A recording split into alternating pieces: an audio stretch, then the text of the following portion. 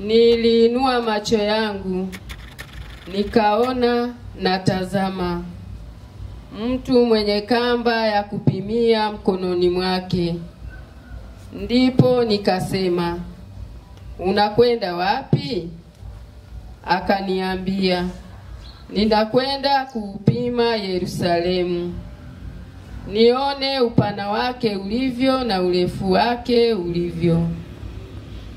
Na tazama, yule malaika aliyesema nami akasimama karibu, na malaika mwingine akatoka ili kuonana naye.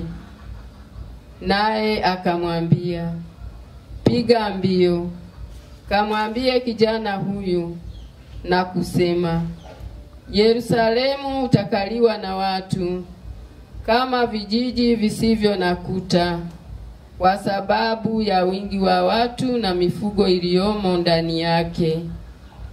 Kwa maana mimi, asema Bwana, nitakuwa ukuta wa moto kuuzunguka pande zote, nami nitakuwa huo utukufu ndani yake.